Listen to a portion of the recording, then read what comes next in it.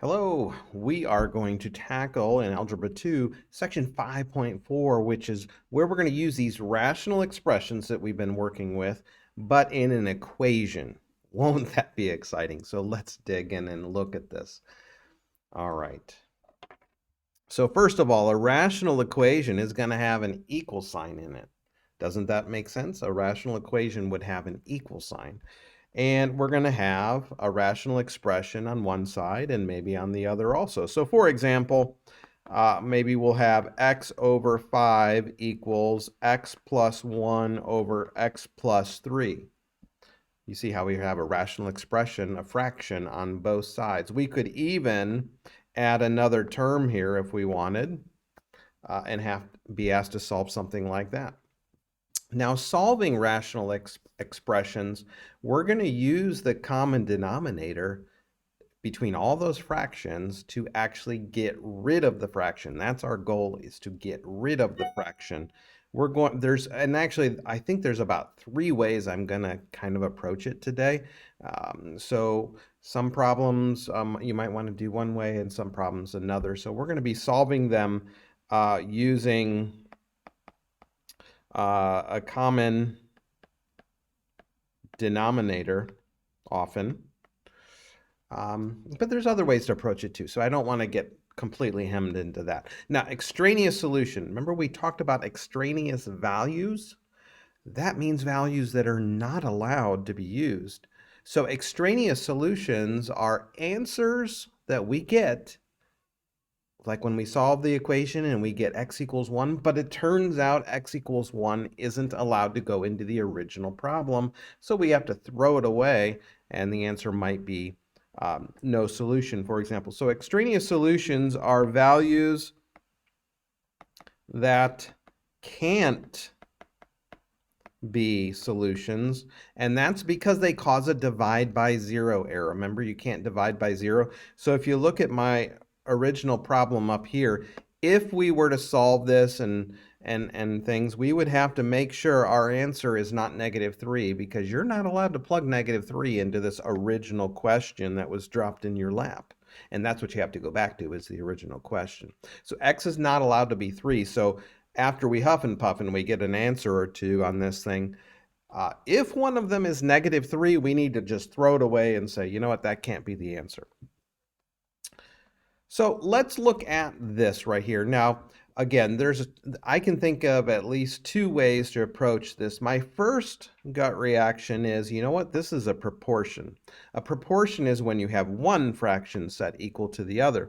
So you could actually cross multiply. So that's that cross product. I'll do the other one in a different color if I can get it selected here. And we could find the other cross product and set them equal, and then just solve that equation. That would be one way to do it, all right, and we would get our answer. Now, in this particular section, we're going to have a lot of problems like this, where I want you to notice this is 3 fractions, so you can't cross multiply this unless you combine these first, and then you could cross multiply, and that would be a decent strategy. But let's go back to this first one. Watch what I do here. The common denominator would be this, 2x plus 3, right? They both would have to have those 2 factors. You remember doing this, and when we were adding and subtracting, we would upgrade both of them. So what you do is you multiply the top by the missing factor. And of course, the bottom's also getting multiplied by that factor. You see that there? How we've multiplied both sides? Now that the denominators match, the denominators can literally be thrown away, and you only focus your attention on the numerator. So 5, 2x plus 3 equals 12x minus 3. Now that was the exact same thing I had on my paper when I cross multiplied. So 2 different ways to think about it. And what I need you to realize is, if the denominators are the same when you're solving an equation, you can just throw them away. Like if I said x over 5 plus 1 over 5 equals 2 over 5. Do you know that all the denominators are the same? All you have to do is focus on the numerator and say x plus 1 equals 2. Well, duh, x equals 1. X equals 1. So if the denominators are the same, you can just throw them away, which is what I did here. So let me go ahead and finish solving this real quick. 10x plus 15, distributive property, 12x minus 36. I am going to minus 10x on both sides, and I get 2x. And then at the same time, just to save some space here, I can add 36 on both sides, and I get 51. I then divide by 2. X equals, it looks like 51 halves, or 25.5. So hopefully I didn't make a goof there. I went kind of quickly, but the point I want to make is you want to get the denominators the same so that you can cancel them. Let's go to this next problem. Let's use the strategy of getting all the denominators the same. So what would be the least common denominator here? Not the greatest one, but the least common denominator. It would be 2x, right? We could upgrade this guy to be a 2x. We could upgrade this guy to be a 2x, and we could just leave this fraction untouched. So just like we did in the previous sections when we were adding and subtracting, we upgrade by multiplying by 2 over 2 on that one. And then this one we upgrade by multiplying by x over x. So we're introducing the missing factor on the top. All right, this one did not have a factor of x, so it's got to appear on the top. And this one did not have the 2, so it's got to appear on the top. Now, technically, it's appearing on the top and bottom, but remember, we're going to throw away all the denominators now. Let's rewrite the problem. 10 minus 3x plus 6 equals 7x. Notice what I had to do. I have a minus sign that has to be distributed on both of those, so I had to put a parenthesis, at least for now. So this would be 10 minus 3x minus 6 equals 7x. I'm going to add 3x to get it to the right side, and I get 10x equals 4.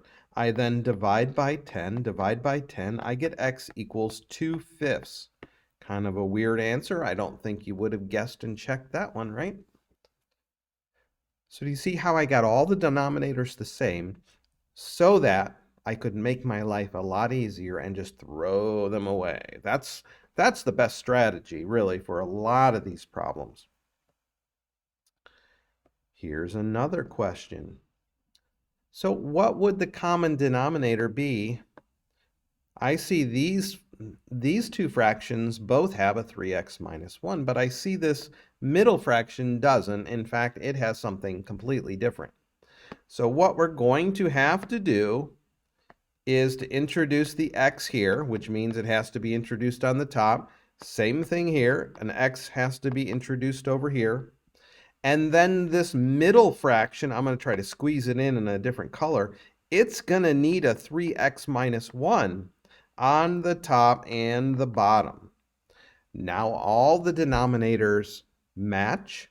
So on the next line, I'm only going to write the numerator information. So 3x squared plus 1 times 3x minus 1 equals 1x.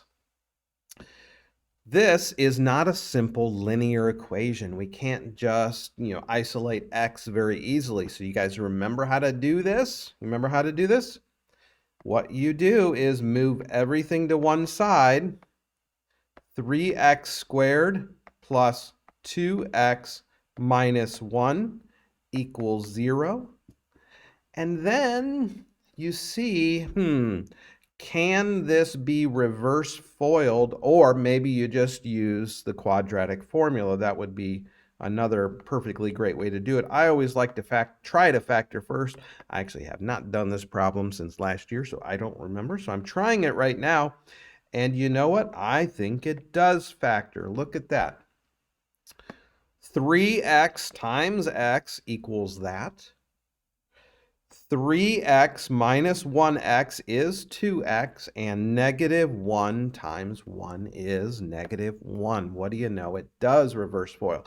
Now, if you can factor it, what you do is you get your 0. So therefore, x equals negative 1 is one of the solutions. And if you set this equal to 0 and solve, you get a fraction. So the two answers are negative 1 and 1/3. And I was able to factor. Now keep in mind, I could have used the quadratic formula to solve this quadratic, but it was able to be factored. So I gave it a try and I was able to factor it. Let's see what other goodies are here. Now this problem has a bit of a twist in it because we need to factor this guy first. Just like in the last section, factoring first can often save you a lot of grief. If you factor first, you see that purple right there, that's actually the common denominator. See, this one has an x plus 4, but not an x minus 4. This one is vice versa. It has the x minus 4, but not the x plus 4. This fraction already has both, so we don't need to do anything to that. So I am going to multiply this by what it has missing.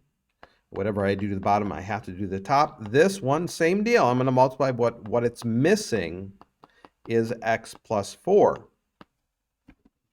Now I can throw away the denominators and simply focus on the numerators. Now I'm doing the distributive property here. I get 2x squared plus 8x. This middle one, remember I said I'm not messing with it at all right now, equals, and then the right side, distributive property again. Now we have a quadratic once again. So let's move everything to one side because we want it equal to 0. So I'm adding 4x on both sides and I'm minusing x squared all at the same time. So I get x squared. Now look here, this is 12x minus 5x. 12x minus 5x is positive 7x plus 10 equals 0. Now remember, before you go running to the quadratic formula, always try to factor first. This is an easy one. Riddle me this. What multiplies to be 10 and adds up to be positive 7? That's easy. 2 and 5. How easy is that? That's pretty easy, wasn't it? Why, yes, Mr. White, it was easy. What are the answers? It's not 2 and 5. It is x equals negative 2 and x equals negative 5. Now, one thing I have not talked about yet today is when you solve these, you need to be careful. You need to go back to the original problem right here, the original problem, and consider what are your excluded values. So if you look at this problem right here, x is never allowed to be 4. X is never allowed to be negative 4 either. So x is never allowed to be positive or negative 4. So we better darn well not get that as an answer. Now, what answers did we get? Did we get 4 and negative 4? No, we didn't. So we are good. We can circle this and say, yes, those are the solutions. Now, let me just double back on the problems I did before. Look at this problem back here.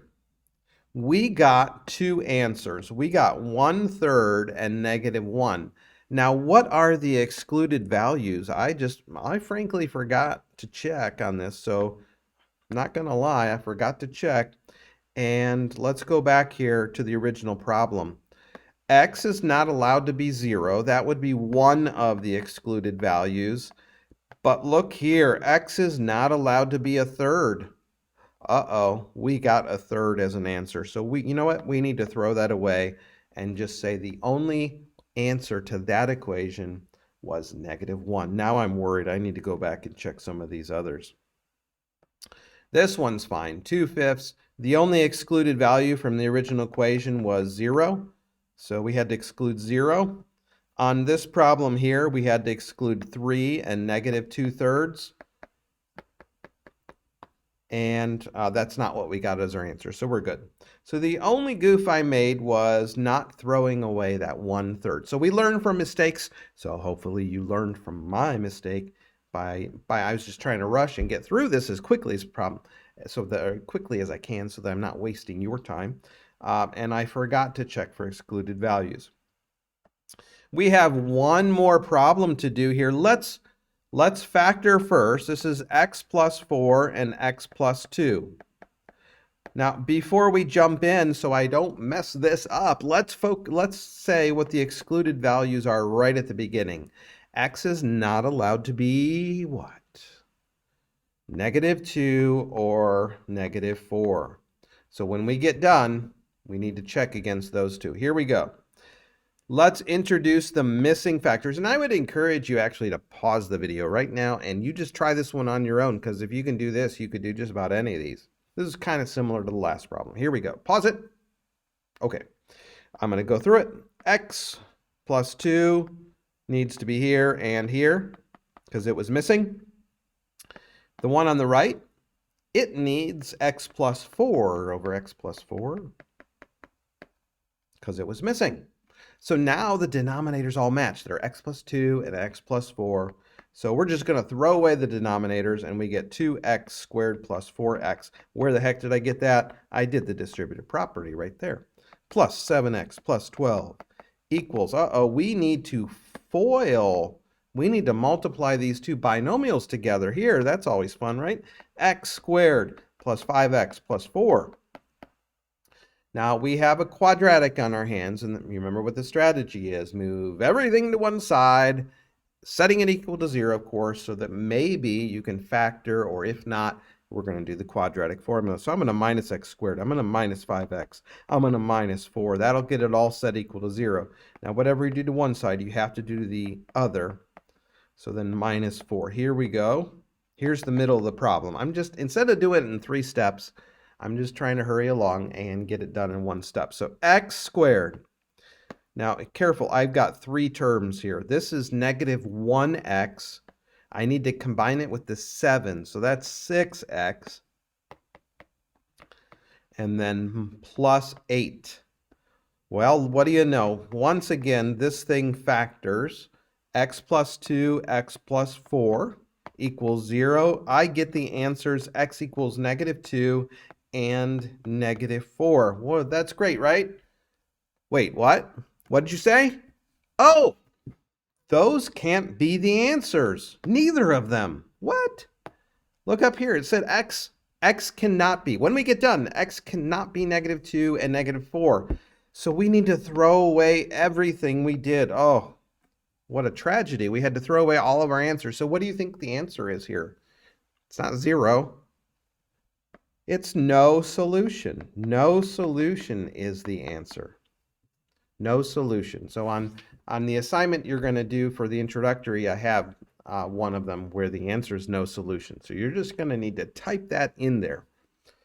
There you have it, folks. How to solve rational equations. It's a good time, right? You just get the denominators the same and then you just trash them. You just get rid of them and it makes your life so much easier. Good luck on your assignment. Be sure to check in with me if you have any questions. Take care, guys.